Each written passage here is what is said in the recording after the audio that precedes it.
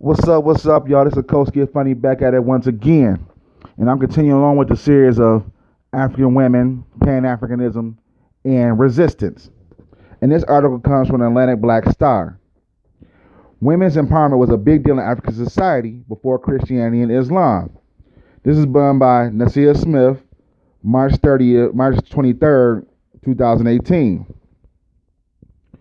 Oftentimes, when women learn the status in women in ancient Egyptian society, they are perplexed about the amount of human rights enjoyed in a civilization that existed so far back in history.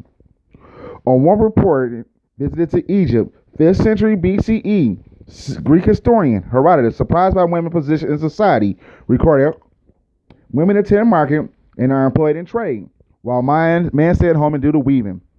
The Egyptians concluded, in their manners and customs, seeing that reverse the ordinary practices of mankind.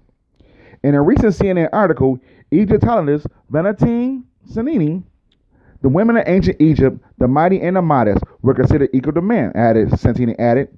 They can file for divorce, can own property, and they had many rights women in subsequent societies did not have. The subsequent civilizations Santini is likely referring are the ancient Western civilizations such as Greece and Rome, where women were neglected to second-class citizen status. Greek and Roman women were prohibited from owning or inheriting property. European women in the Middle Ages lived under similar restrictions. Although Santini did not address other ancient African civilizations, there is a plethora of scholarly work that tie ancient Egypt culturally to sub-Saharan Africa. Numerous historians have highlighted some of these ancient Egyptian customs that are seen in pre-colonial, pre-Islamic cultures throughout the African continent. The empowerment of women in domestic and public domain is such a tradition. In his book, Cultural Unity of Black Africa, Senegalese scholar Sheikh Anta Diop argued that it exists a cultural continuity throughout sub-Saharan African cultures. He specifically pointed out the status of women, and stating that African women, even after marriage, retains her individuality, her legal rights, and continue to bear the name of her family, in contrast to the Indo-European women who uses that and takes on it out of her husband. Aside from being empowered in marriage, pre-colonial African society has several avenues for women to exercise power. Throughout African history, we have numerous examples of women as queens who ruled, warriors who shed blood, and traders and merchants who built immense fortune. The Underwood professor, Dr. Sandra Barnes, poses that the women in Africa were one of the history's most political viable female populations. Queens such as Egypt's Hatshepsut and Ethiopia's Medea, thought to be the biblical Queen Sheba, were known for using their leadership and wisdom to protect, expand, and enhance their nations. Queen mothers were once very important political figures who commanded respect prior to the colonial era. In some instances, they were considered to be autonomous rulers. In a iconic tradition, according to the article out of the Journal of Institute of African Studies Research Review, Queen mothers ruled alongside the chief or the king. They held veto power of the king or the chief and appointed their own ministers and presided over court that dealt with cases brought by women.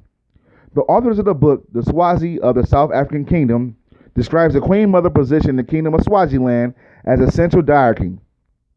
In the book, Women in African Colonial Histories, Holly Hansen writes, Pre-Colonial Bunja, the queen mother participated in a system of gender political power in which the mother of the king had autonomous authority, which she used to check the assets and protect the nation. Some African women were soldiers or held military positions in the military.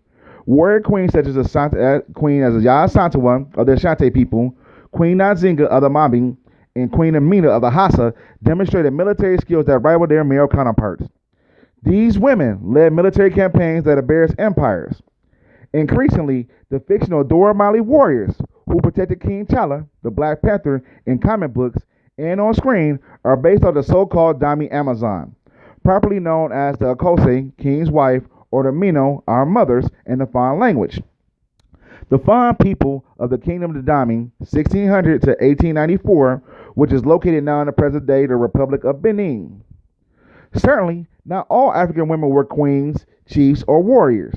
Dr. Tariku Fahar, anthropologist professor at Holy Names University in Oakland, California, says in his article, The Queen Mother Matrimony and the Question of Female Political Authority in Pre-Colonial West African Monarchy, that using the status of royal and aristocratic women as an indicator of status of women in general could result in relatively inaccurate portrayal of the overall status of women and prevailing general relations. However, there is evidence that even common women had rights above any known in the Western world at that time.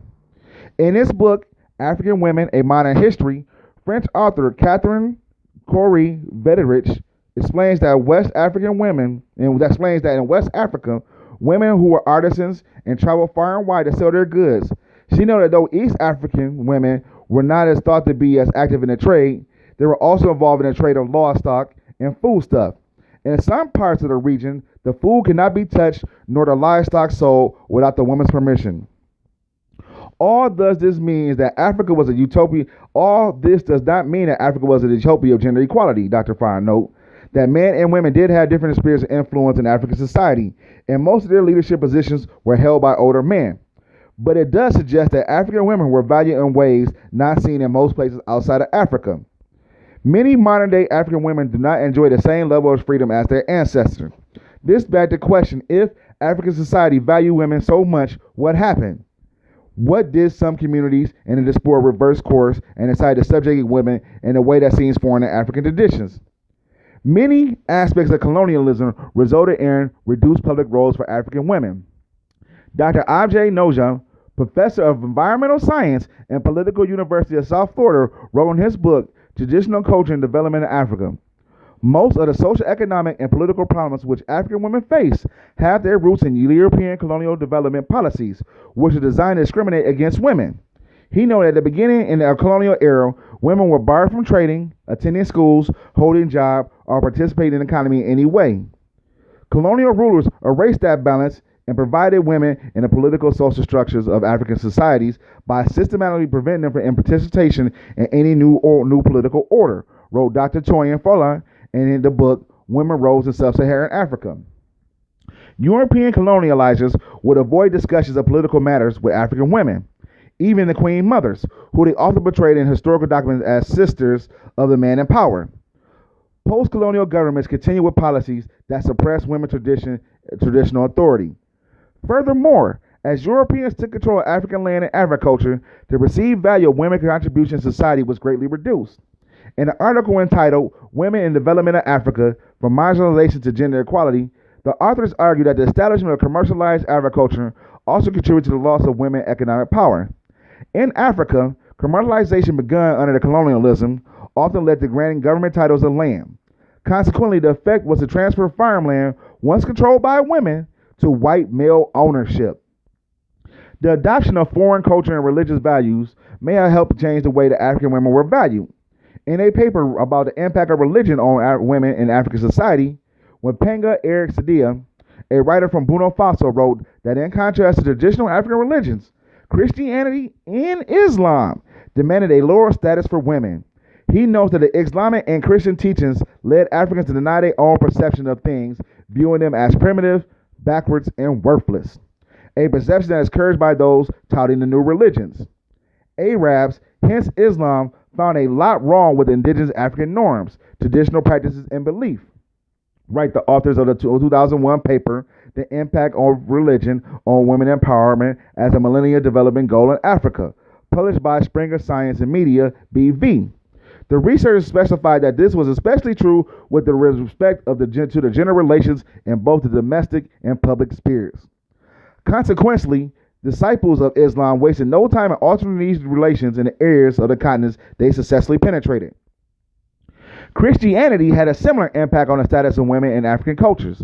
University of South Africa theological professor Masabane Damalana said in his paper, The Impact on Christianity on Sub-Saharan Africa, that the religion led to the demise of African cultures, which were viewed as pagan, evil. The religion also led to the implementation of apartheid, to which it gave its theological support and undermined the leadership role of women. As stated before, Africa was not free from gender tensions and gender equality and had not been totally achieved. But as the world moved into the direction of gender equality, it's important to note that the Western world was never a better example. Despite how much it avows women equality and attempt to impose conceptualization onto others. Though it may be specific Western concept of Africa can use to improve the status of women in relationship to men, Traditional cultures provide some great solutions as for the world as well. So, as it stated in the article, which is a pretty good article, you know what I'm saying?